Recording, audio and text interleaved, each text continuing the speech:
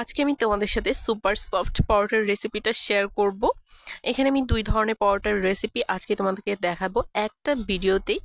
আর রুটি ফ্রোজেন করার টিপসও কিন্তু থাকছে এই ভিডিওতে।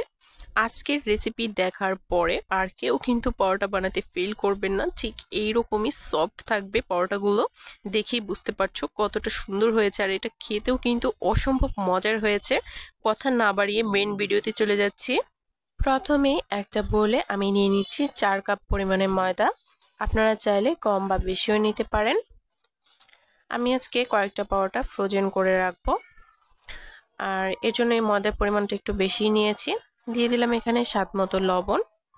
প্রথমে লবণ আর ময়দাটাকে একসাথে খুব ভালোভাবে মিশিয়ে নিব, আর তারপর এখানে অল্প অল্প গরম জল দিয়ে একটা পারফেক্ট ডো তৈরি করে নিব। আর এই ডোটা কিন্তু একদম শক্তও করা যাবে না, আবার একদম নরমও করা যাবে না। নর্মাল পরোটার ডোটা যেমন আমরা করি সেভাবেই কিন্তু করতে হবে। আর এই ডোটাকে রেস্টে রাখার কিন্তু কোনো প্রয়োজন নেই, তবে আপনারা যদি চান তাহলে এটাকে 30 মিনিট অথবা 1 ঘন্টার জন্য রেস্টেও রাখতে পারেন। আমি সঙ্গে সঙ্গেই বানিয়ে নিচ্ছি। প্রথমে আমি এখান থেকে অনেকগুলো লেচি কেটে নিয়েছি। এখন আমি আপনাদেরকে প্রথম পরোটাটা বানিয়ে দেখাচ্ছি।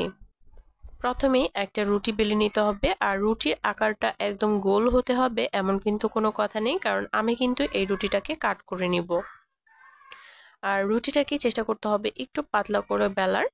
রুটিটা বেলা হয়ে গেলে আমি এর ওপর দিয়ে প্রথমেই তেল দিয়ে দিচ্ছি। হাত দিয়ে পুরো রুটিতে কিন্তু প্রথমে আমি তেল দিয়ে দিয়েছি। তেলটা দিয়ে উপর থেকে আমি কিছুটা পরিমাণে ময়দা এভাবে ছিটিয়ে দিলাম। তারপর একটা নেপির সাহায্যে আমি এইভাবে কাট করে নিচ্ছি। ভিডিওতে দেখানো প্রসেস অনুযায়ী এটাকে কাট করে নিতে হবে। তারপর একটা একটা করে পিস ওঠাবো আর ঠিক এভাবে দিয়ে দিব। ভিডিওতে দেখানো প্রসেস অনুযায়ী কিন্তু কাজটা করতে হবে। এই তো, তারপর একটা গোল শেপ দিয়ে দিতে হবে। তারপর এখান থেকে রুটি বেলে নিলেই কিন্তু একদম রেডি হয়ে যাবে। এই তো দেখতে পাচ্ছেন, হাত দিয়ে কিন্তু খুব ভালোভাবে জয়েন দিয়ে দিতে হবে। তারপর এটা বেলে নিলেই কিন্তু রুটিটা একদম রেডি। আর এইভাবে রুটি বানালে কিন্তু অনেকগুলো লেয়ার হবে ভিতরে, আর এগুলো খেতেও কিন্তু ভীষণ ভালো লাগে। আমি আজকে আপনাদেরকে আরো একটা পদ্ধতি দেখাবো। আমি কিন্তু সবসময় এই পদ্ধতিতে বানাই না, তারপরও আজকে আপনাদেরকে দেখালাম। আর এখানে পরোটাটা ফ্রোজেন করার জন্য আমি বড় একটা পলি নিয়েছি। পলিটাকে আমি এখন কাট করে নিব ছোট ছোট করে। প্রথমেই আমি পলির দুই দিকে কাট করে ছাড়িয়ে নিচ্ছি। আসলে রুটি কিন্তু অনেকগুলো ফ্রোজেন করার কোনো প্রয়োজন নেই, কিন্তু মাঝে মাঝে 2-1 দিন ব্যস্ত থাকার কারণে কিন্তু সকালবেলায় রুটি বানাতে খুবই আলসি লাগে, যার কারণে কিন্তু কয়েকটা রুটি যদি ফ্রোজেন করা থাকে তাহলে কিন্তু ভালোই হয়, তাই না? আর একসাথে যদি বেশ অনেকগুলো রুটি বানাতে চাই তাহলে কিন্তু আবার অনেকটাই কষ্ট হয়। তাই এভাবে আমি অল্প কিছু পরোটা কিন্তু ফ্রোজেন করে রাখি। মাঝে মাঝে আমার ছেলে যখন খেতে চায় আমি কিন্তু তখন ওকে বের করে ভেজে দিই। এভাবে কিন্তু অনেক সুবিধা হয়। বারবার কিন্তু ডো তৈরি করা, তারপর রুটি বেলা, এগুলোর ঝামেলা থাকে না। আর এখন আমি আপনাদেরকে আরো একটা পদ্ধতি দেখাচ্ছি। এখানে কিন্তু একসাথে আমি 3টা লেচি নিয়েছি, আর 3টা লেচি থেকে কিন্তু আমি একটা বেলুনি দিয়ে কিন্তু একবারে বেলে নিলাম। আপনারা চাইলে এখানে একটা একটা করেও নিতে পারেন, তবে এই পদ্ধতিটা কিন্তু একদম সেম টু সেম দোকানের মতো করছি আমি কিন্তু দোকান থেকে দেখে এটা শিখেছি। আর এইভাবে করলে কিন্তু রুটিগুলো একদম হুবহু দোকানের মতো হয়। রুটির মধ্যে কিন্তু প্রথমে আমি তেল দিয়ে দিয়েছি, তারপর ময়দা ছিটিয়ে এভাবে গোল গোল শেপ দিয়ে দিয়েছি।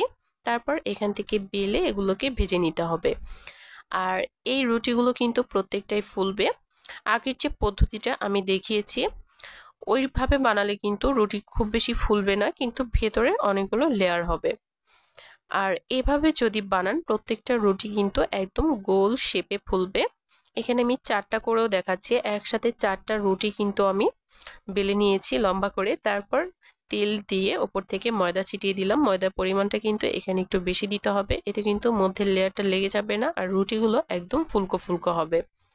এই সেম ভাবেই কিন্তু আমি সবগুলো বানিয়ে নিচ্ছিলাম।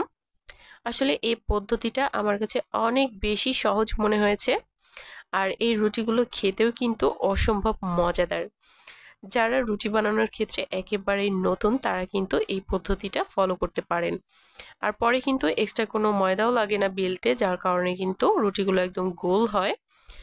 অনেকেই কিন্তু রুটি গোল করে বেলতে পারে না। যদি এই পদ্ধতিটা ফলো করেন তাহলে কিন্তু রুটি গোল হবে 100%। আর আজকে আমি ডিম পরোটা বানিয়ে দেখাবো। এই জন্য একটা তাওয়া প্রথমে আমি খুব ভালোভাবে গরম করে নিয়েছি। তারপর এখানে আমি একটা রুটি দিয়ে দিলাম। রুটির একটা সাইড হয়ে যাওয়ার পরে আমি এটাকে উল্টে দিয়েছি আর তারপর খুবই সামান্য পরিমাণে তেল দিয়ে দিলাম। তেলের পরিমাণটা কিন্তু আমি সবসময় অল্প দেই, খুব বেশি তেল দিয়ে ভাজলে কিন্তু খেতে ভালো লাগে না, একদমই তেল তেলে লাগে। এভাবে অল্প তেলে ভাজলে কিন্তু খেতেও ভালো লাগে।